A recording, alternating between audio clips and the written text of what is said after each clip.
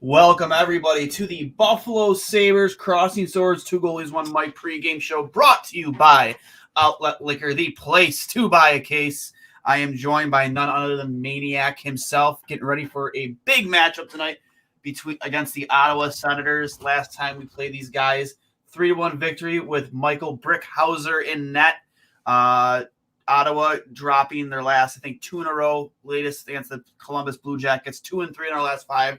Maniac, we will see the return of none other than Casey Mittelstadt tonight.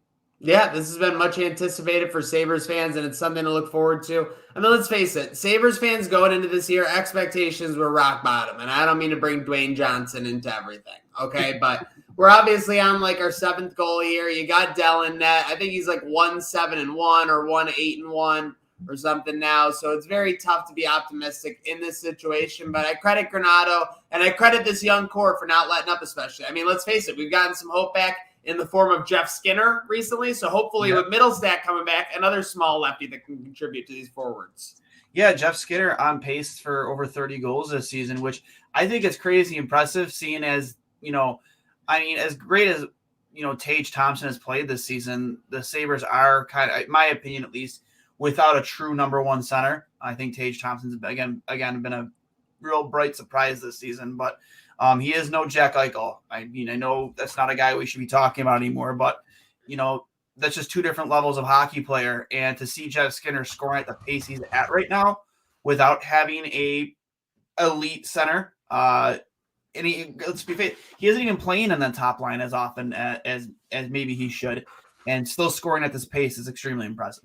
Yeah, you got your young core, right, of Thompson, Skinner, Olofsson, Cousins, Asplund even. And yeah, they've been pretty productive. Obviously, their plus minus isn't where you want to be, and you can argue plus minus and whether it means anything till the end of till the cows come home, as they say. But again, Duane, it's all about what we're assessing, right? Like, what are we looking for in tonight's matchup? I want to see these young guys continue to roll. I want to see them, continue to be scoring, especially if Dell's not going to be getting many stops back there. And again, I don't want to assume that because we thought the same thing about Hauser a week ago, and he put up 40-plus saves in a dominant win. We got Phil chiming in here. He's coming in for pregame thoughts. But yeah, I mean, you can't hope for 40-plus saves from your 10D, Duane.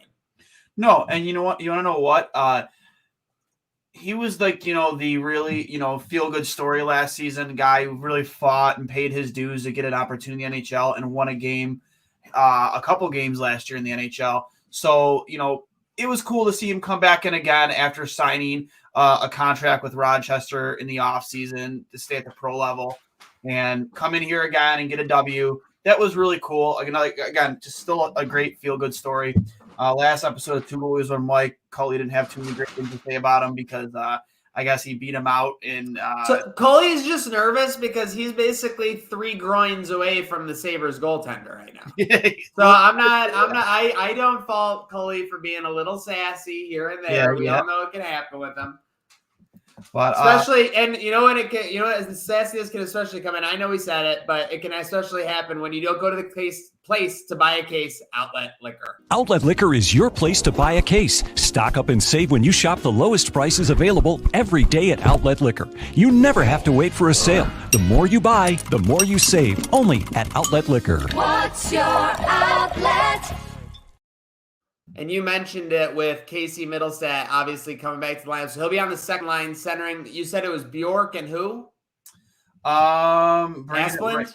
It's Casey Mittelstadt centering Bjork and Krebs. Okay, Krebs. Okay, so that'll be exciting to see because obviously that's a young core right there. Now, a lot of people have been lackluster, a little underwhelmed by Bjork this year. I think he ended last year really strong.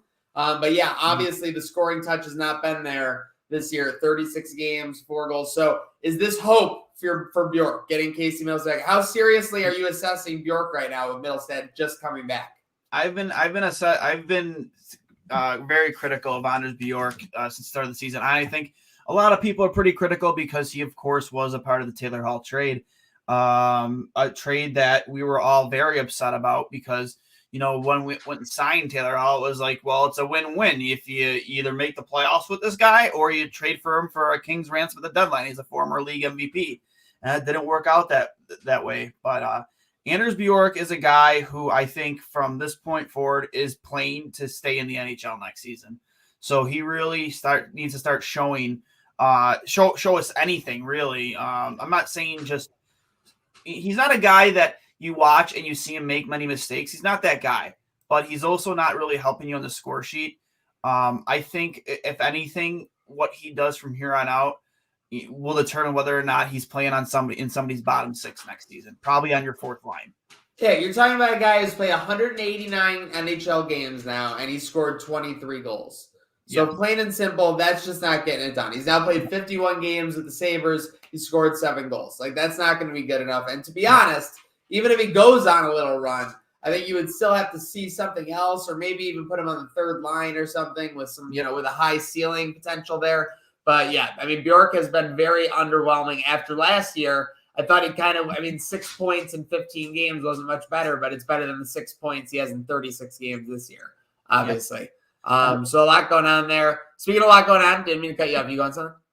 No, just another underwhelming guy right now in this lineup has been Victor Olofsson. No goals in the last 22 games. Underwhelming is putting it lightly. He's been MIA. Yeah, and you haven't. I mean, and I tend to think this too. I think he's playing through an injury, but on that power play, especially, the one thing that has been his biggest weapon is that shot. You have not seen that shot at all for weeks now. Where's the bazooka been? Yeah, it's been non-existent. It's been a water pistol, if anything. Is this a case of playing injured? Is this a case of like when Austin Powers lost his mojo? What are you seeing? I definitely think he's playing injured, but the knock on Victor Olofsson has always been he's been very one-dimensional. He's not the greatest 5-on-5 player. He's a pee-pee. Yeah, a power play specialist, yes, and that he is. I will say under Granato, he has improved his 5-on-5, but for me, he's just a perimeter shooter. He plays the perimeter very well. He's not going to wow you with his hands, but he has an elite shot. But if you take that shot away, like we've seen, he's I don't want to say he's useless. He made a nice play on the boards last game. I believe it was on the maybe it was on the tuck goal. And it was a nice play he made on the boards to pass to himself and got the puck at the tuck, and tuck went and finished. But I mean, without that shot, he's a bottom six guy, and you need more from that from a guy like Victor Olofsson. Iron Noob chiming in on YouTube. Love our YouTube followers. Thanks for following along on 2G1M and Trainwreck Sports. What are your thoughts? Hesitating on pulling that trigger because he's injured, because he's lost that mojo? I really do think that's what it is. Yeah, I think that. I mean, anybody who's played sports, especially hockey, maybe it's like a core injury where a lot of that power, and especially when you shoot the puck as hard as he does, comes from your core muscles, and maybe that's what it is. It's a rib thing. I don't know, but he's really not shooting with the same type of power that we're used to seeing. Speaking of power, that's a pretty good transition. Obviously, we got some news today, your boys. So it was a good news, bad news situation for you, unfortunately. Yes. Me and producer Steve had a trip planned to Ann Arbor to see, our boys, Eric Portillo and first overall pick Owen Power play Michigan State in a weekend series. But with today's news, Owen Power going to Beijing to represent Team Canada, along with other, Sabres goaltending prospect, Devin Levi.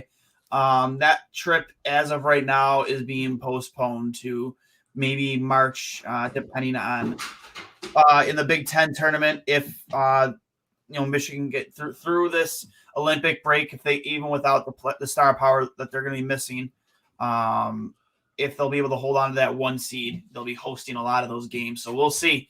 But congratulations to Owen Power and Devin Levi. That's a huge accomplishment. Obviously, without professionals going over there due to the COVID situation, it opens the door for these college players and these other amateur players to have a chance to represent their country, much like last Olympics. That is exciting. No matter what you say, international hockey, whether it's the juniors and, of course, the Olympics. We got Olympics starting in 10 days here. Very exciting stuff. Yep. Speaking of new matchups, speaking of exciting, so the over-under for this game is 6.5. It says something about the goalie matchup. It says something about the way both these teams are scoring, because the Sabres are only plus 148, so they're not a massive underdog. They're basically obviously you bet $100, you'd win 148 on him. So with that said, Duane, over under 6.5 goals with this goaltending matchup tonight. I think you would want to hammer the over tonight, honestly. Nothing against Aaron Dell or Matt Murray, but a little bit of a layoff here for Buffalo since their last game. It's been like 3 or 4 days. So, I can see this being a little more of a high scoring affair. Ottawa's been struggling too. Again, they've been 2-3 in their last 5, and that includes a loss to Buffalo. So I could definitely see this being a little bit of a more high scoring affair, especially with Buffalo's having a guy like Casey Middlestat back in the lineup. He's a guy that brings a lot of energy. He's probably your best two-way player. I consider him the best centerman that you have. And that really, obviously bringing back Peyton Krebs back into the lineup too after scoring the first 2 goals of his NHL career. I expect that line to keep buzzing the way they did last game. And again, it's an Ottawa team that has a very similar record to Buffalo, and they've been struggling a lot. What is, fast forward ahead before we do our predictions. I want 2 predictions from you. 1, how many goals from Krebs next year?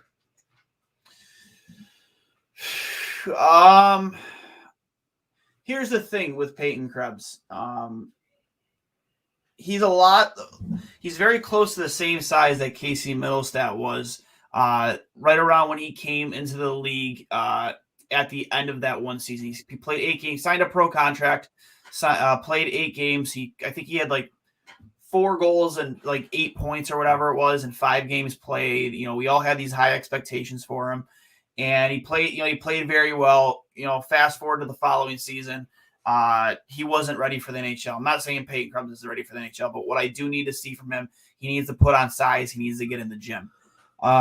He's very small. So if he has a good off season and he does what's necessary off the ice, I can see him easily being a 20-goal scorer next year.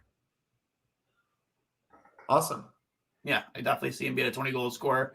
A guy who can possibly center your second line, maybe center your second, assuming that he plays center, center that second power play unit, and really contribute to a higher extent next season.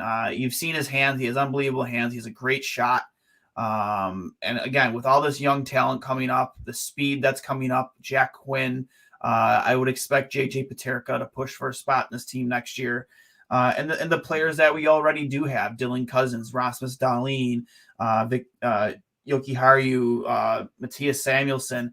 This team is going to be so young and fast next year, and I'm very, very excited to see what's to come. Not to mention 3 first-round draft picks as of right now in this next draft.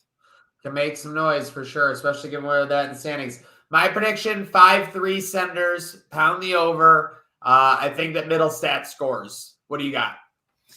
I'm honestly going to go 7-4 Buffalo. I think they're going to pick up where they left off. I have very little faith in Matt Murray as a goaltender. I don't think he's very good. He was supposed to be like, a big signing for them. When they did bring him in to be their starter. Obviously, Forsberg has taken over the net in Ottawa, again, on a struggling hockey team. And I think the additions of guys like Matthias Samuelsson, Peyton Krebs to the lineup, return of Casey Middlestat, I think it's really injected some more life into this lineup, some more speed. So I definitely, and not to mention Rasmus Dahlin has performed very, very well over the last, I'd say, month to 2 months. And I expect him to just keep continuing what he's been doing. Scoring at the, I think he's scoring right now at a career, to make career highs in points and goals. So I expect them to pick up where they left off with their last win against Ottawa. So I'm going to say 7-4 with goals from Dahlin, Cousins, and Middlestat to be the most notable names. All right, folks, you heard it there. We might jump in at intermission. Make sure you're keeping it tuned, though, to Crossing Swords as well as 2 goalies, 1 mic, whether it's Facebook, YouTube, Twitch, Twitter, MySpace, whatever. We got Rick Jenner coming up, and I hate the Senators. I just got to say, I hate the Senators. So Let's go Sabres. I mean, obviously, I want them to get the best pick at this point because they're probably not going to make playoffs. But I hate the Senators. Let's beat the Senators. You think Tom from MySpace watches the pregame show? Yeah, and we're in his top 8. And they're in his top 8. Love it. And we hope we're in your top 8. Thanks for tuning in. Let's go Buffalo.